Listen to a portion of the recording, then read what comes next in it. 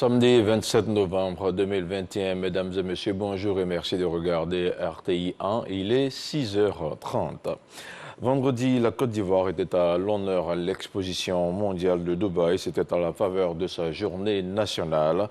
À la place Ouattara, le Premier ministre Patrick Achi a présenté du haut de sa tribune les opportunités offertes par la destination Côte d'Ivoire au monde entier. Et jusqu'en mars prochain, les visiteurs de l'exposition pourront découvrir toutes les richesses du pays sur son pavillon.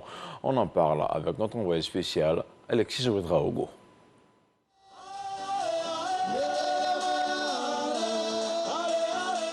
Le drapeau ivoirien a flotté bien haut ce vendredi sous le dôme stellaire de la place Al-Wazla de l'exposition mondiale de Dubaï. Le chef du gouvernement, à ses côtés plusieurs ministres, est soutenu par des visages ivoiriens de la scène internationale. Il n'y a pas meilleure manière de promouvoir la destination Côte d'Ivoire, tant en investissement qu'en tourisme, que d'être là avec la culture pour le faire. La Côte d'Ivoire en Afrique est le pays phare d'un monde, c'est important qu'on soit là. Et c'est important en tant qu'ambassadeur de ce pays d'être ici aujourd'hui et de représenter la Côte d'Ivoire. Pour le directeur exécutif du commissariat général de l'exposition, la Côte d'Ivoire, forte de ses progrès enregistrés ces dernières années, a beaucoup à offrir au monde. Lorsqu'il prend la parole, Patrick Achi salue la mobilisation autour de la Côte d'Ivoire. Autre temps fort, la visite du pavillon ivoirien, fortement marqué par sa culture.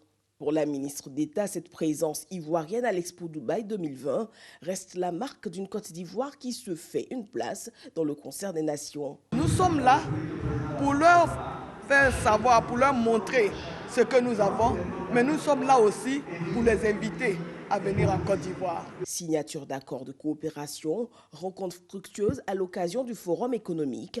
Pour le chef du gouvernement, la moisson est bonne. On a une très bonne moisson. Vous le savez, nous sommes venus pour un certain nombre d'événements, dont 2 majeurs, je dirais même 3. Le premier, c'était de signer des agréments pour faciliter les relations économiques entre la Côte d'Ivoire et les Émirats.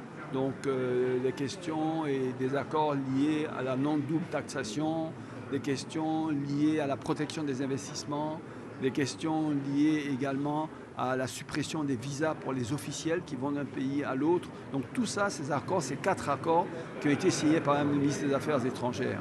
La deuxième grande étape, c'était celle du forum économique.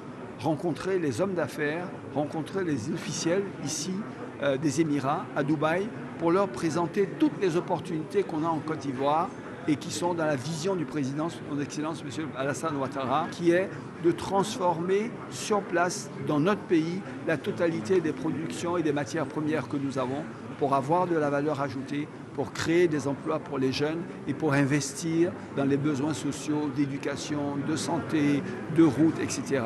Et nous avons trouvé une oreille très attentive. Ils ont été admiratifs du potentiel de notre pays. La troisième partie, donc, c'est le stand. Vous voyez où nous sommes aujourd'hui. Et ce stand permet à lui seul, sans voyager, de découvrir la Côte d'Ivoire, sa production, sa culture, ses artistes. Et quand on a fini de faire le tour du stand, on n'a qu'une seule envie, c'est de prendre un vol Emirates et de partir en Côte d'Ivoire. L'Expo Dubaï 2020 referme ses portes en mars 2022. Toujours à Dubaï, les chambres de commerce du Portugal et de Côte d'Ivoire sont désormais des partenaires. Les 2 entités viennent de signer un protocole d'accord, un protocole qui doit donner plus de visibilité entre les échanges entre les 2 pays. Les explications d'Adama Koné, envoyé spécial à Dubaï. Au-delà des discours officiels, des actes concrets. Illustration de l'intérêt que les opérateurs étrangers manifestent pour la Côte d'Ivoire. Ici, une signature d'accord entre 2 chambres de commerce sous le regard du ministre d'État, ministre des Affaires étrangères, Kandia Camara. C'est vraiment, j'allais dire, une victoire pour le secteur privé d'échanger et d'avoir la même vision pour nos différents secteurs privés et aussi dans les échanges entre notre gouvernement et le gouvernement polonais. Parce que l'impulsion justement de la relation entre nos 2 secteurs augure justement d'un bel avenir par rapport aux échanges commerciaux, au plan industriel, au plan des investissements.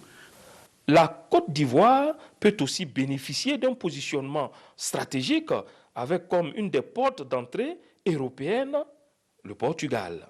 La Pologne peut jouer un rôle de pont pour la Côte d'Ivoire, pour un marché de 450 millions d'Européens.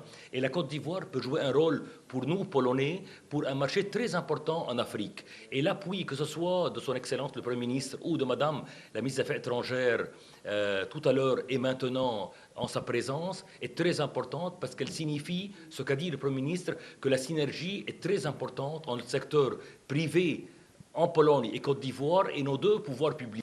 Ces deux chambres consulaires entendent travailler dans le cadre d'un partenariat gagnant-gagnant pour le développement de leurs entreprises et partant le bien-être des populations. Retour maintenant sur le continent avec notamment ce mot de sécurité et de défense. Le contingent ivoirien de la MINUSMA, basé à Tombouctou au nord du Mali, a reçu la visite du chef d'état-major général des armées. Le général Lassina Doumbia est allé féliciter et encourager ses hommes déployés aux côtés des autres forces pour la conquête de la paix au Mali. En fin de mandat, le contingent a été distingué par les Nations Unies. Envoyé spécial à Tombouctou, Abou Sanogo. Le général de corps d'armée Lassina Doumbia, chef d'état-major général des armées à Tombouctou au Mali. Objectif, rencontrer le contingent ivoirien de la MINUSMA, la mission multidimensionnelle intégrée des Nations Unies pour la stabilisation au Mali. Cap sur le camp Ivoire. Nous sommes au 1er bataillon d'infanterie ivoirien à Tombouctou, au sein du secteur ouest de la MINUSMA. Un bataillon heureux de recevoir la haute hiérarchie militaire.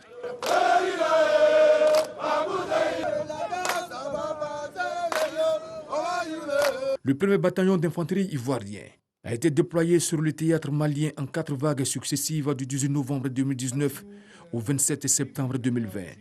Il a accompli à ce jour 29 missions de longue durée, de longue portée et 1500 missions de courte durée ou de routine sur toute l'étendue du secteur ouest.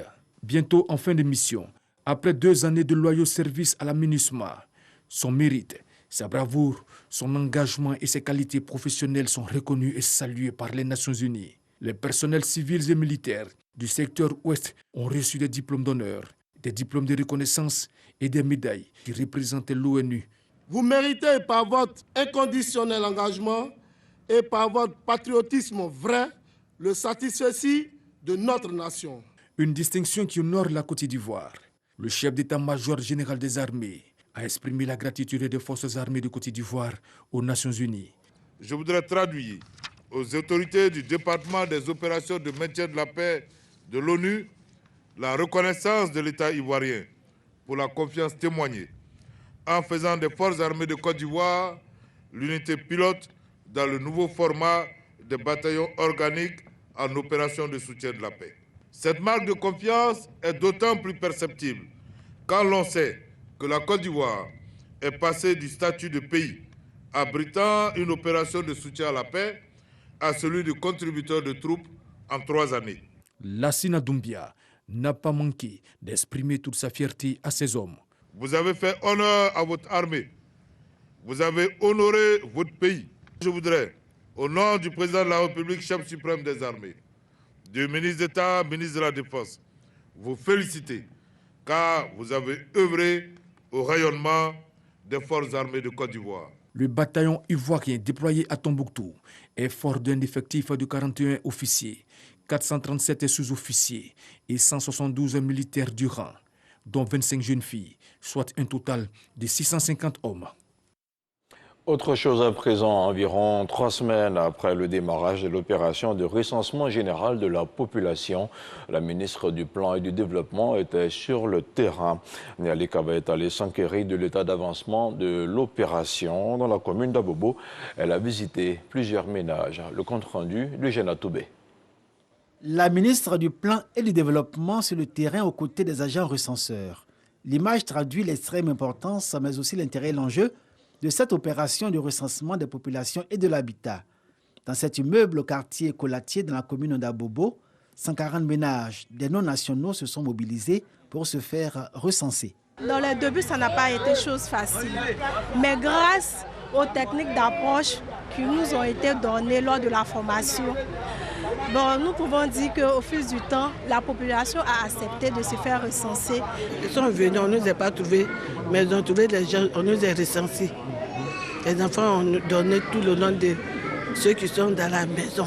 Dans la même commune d'Abobo, Carrefour Diallo, au quartier PK18, les agents recenseurs sont bien accueillis par les ménages, nationaux comme non nationaux. Une disposition que la ministre Kaba Nialé apprécie et encourage pour la suite des opérations. Nous constatons que Abobo adhère fortement au recensement.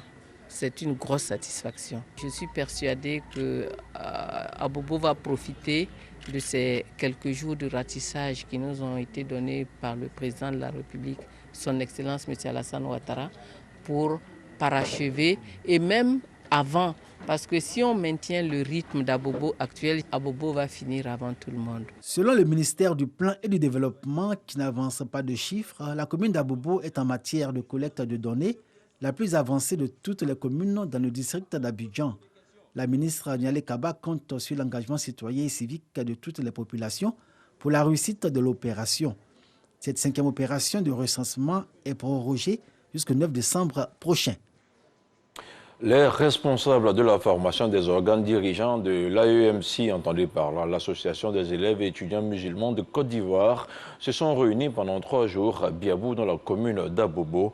Pendant 3 jours, les participants ont bénéficié d'une formation afin de mettre à jour leurs compétences et leurs connaissances. Anissette Conan, avec le commentaire de Godefroy Okambawa. De l'AEMC, l'Association des élèves et étudiants musulmans de Côte d'Ivoire. C'est l'objectif du CIMA 2021, le conseil des imams de cette association, à travers une formation dont le thème est « Formation dans les organes dirigeants de l'AEMC ». L'objectif pour nous, c'est d'essayer d'harmoniser le contenu de la formation pour que les AEMC partout sur le territoire national puissent être formés de la même manière. Et pour ce qui concerne surtout l'aspect religieux, nous faisons autant que faire se peut notre possible pour pouvoir aider le bureau exécutif à la formation donc, de nos AEMC et pour qu'ils connaissent ce qu'on pourrait appeler le vrai visage de l'islam. Pour le parrain ex-militant de l'AEMC, il était important d'accompagner ses jeunes frères face à tous les dangers qui minent le monde musulman. Pour que l'AEMC soit une structure forte, justement, la formation est une pierre angulaire. Parce que sans formation, on ne peut pas aujourd'hui changer la société. Donc déjà, il faut que les AEMC soient formés. C'est une problématique qui s'est posée à nous quand on était encore étudiants. Il faut être mieux formé. Il faut voir les menaces qui planent à l'horizon, la menace du djihadisme, la menace de l'extrémisme violent. Il faut que nos formateurs soient mieux aguerris pour pouvoir donner le message de paix qui est véhiculé par l'islam. Pour le président de l'association, il était nécessaire de trouver des solutions pour renforcer la formation islamique à travers le conseil des imams de l'AEMC. Depuis le vendredi soir, nous sommes rentrés sur ce site. Après l'enregistrement des participants, encore rappeler l'objectif général du CIMA, qui est un moment de réflexion approfondie sur nos formations données dans nos différentes bases, dans nos différentes sections. Et après cela, nous sommes passés par des ateliers de formation qui ont eu lieu sur plusieurs thématiques liées aux réalités du moment. Et l'objectif était d'arrêter des résolutions liées au CIMA. L'un des objectifs également de ce CIMA, c'était de célébrer nos imams. Je leur rends hommage parce que ce sont des gens qui ont œuvré. Le CIMA se tient une fois tous les 2 ans. C'est le rendez-vous par excellence d'actualisation et de réforme de la formation de l'AEMC. Dans l'actualité internationale au Burkina Faso, malgré la suspension de l'Internet mobile et l'interdiction de manifester l'opposition, une partie de la société civile appelle à descendre dans les rues ce samedi.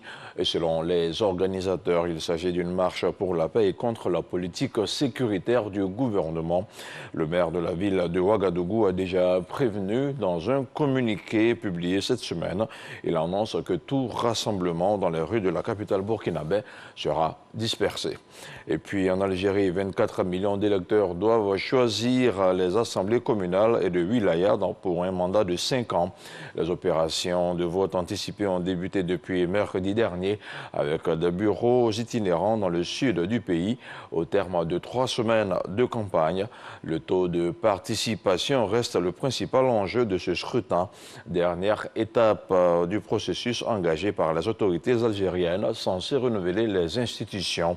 Les électeurs sont appelés à choisir parmi les listes d'indépendants ou de partis politiques. Le traditionnel FLN est celui qui représente le plus de partis, sinon de candidats, suivi du RND. Voilà, c'est tout pour ce 6h30. Merci de l'avoir suivi. Hamza Diaby sera chez vous à 10h et à 13h. Quant à moi, je vous retrouve ce soir à 23h.